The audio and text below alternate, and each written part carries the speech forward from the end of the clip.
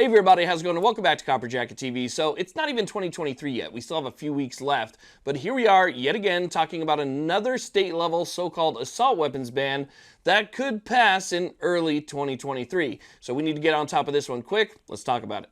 This video is sponsored by Arms Directory, which in my opinion is the best Second Amendment website on the internet today because it is the Second Amendment without censorship. You can go over there, you can create a profile, you can upload the videos and stuff that you just can't see here on YouTube anymore. You can upload photos and talk about your guns and different stuff that you enjoy, and you can create groups and get people together. Plus they have a marketplace for everything Second Amendment related. Get into those trades, get into the marketplace. Arms Directory is absolutely the place that I would go. As a matter of fact, I have a profile that you guys can check out over there. Follow me for content that you just can't see anywhere else on social media. So again, check out Arms Directory, and thank you very much for sponsoring this video. Let's get to it.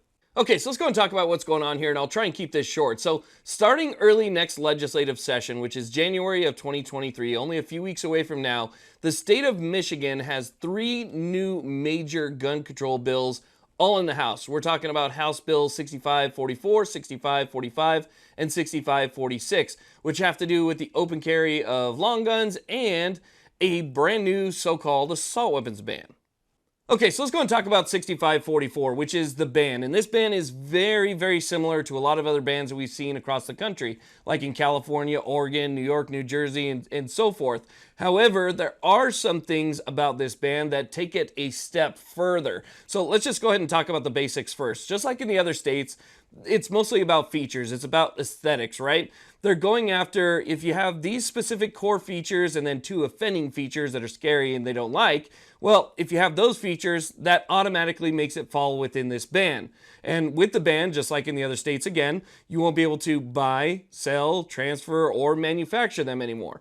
Now, there is a grandfather clause in this Michigan ban, but like I tell people, it's more like a grandfather scam because it's not written in stone. It's basically meant to pacify people so they'd be more willing to vote for something. Once the supplies start to diminish and the numbers start to go down, they can always revisit it and say, hey, we don't want you to have this grandfathered stuff anymore, so we're going to come after that next. They've done that in California and other states, so we have proof that it can happen, and it has happened.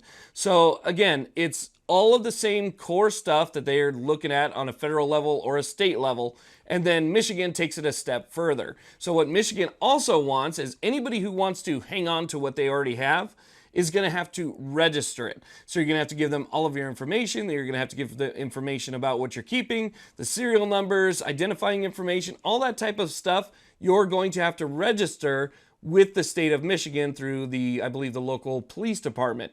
So once you do that registration now only lasts for 5 years, which means you're going to have to register everything you have every 5 years. If you fail to, it is a penalty of up to 5 years in prison, and it's written in the law that it is a felony, which means technically you would lose your rights after that. You'd be out everything. So I think everybody out there pretty much understands what these are now, what these bans are. They just use a blueprint from one state, typically California, and they import that blueprint. Again, Michigan took it a step further with this whole registration thing and, with the sentence that you would receive if you're, caught in violation and so forth. So Michigan definitely took it a step further, but it's really all the same. So what we need to do now is we need to make sure that people in Michigan are reaching out to their legislators and telling them that they don't want any part of this and that they won't stand for it. This is the time where you make your phone calls and you write your emails.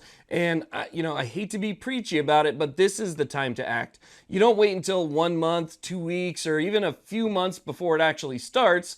Once it already passes, you need to get on them before it comes up to that vote. So it's been introduced, but we're not up to the vote yet, right? So now's the time to make your voice heard. And again, I hate to sound preachy, but I'd hate to see another state go the direction of some of these other states that we've seen more recently. I know that we have Supreme Court precedents, and obviously, these things are protected by the Second Amendment and so forth, but there's a lot of judges out there right now who are just totally disregarding, recent Supreme Court rulings and precedent. They're just ignoring it altogether. So it's up to you and your voice to make change here. So again, contact your legislators. I want to thank you all very much for watching. I do appreciate it. Please like, subscribe. Have a great day.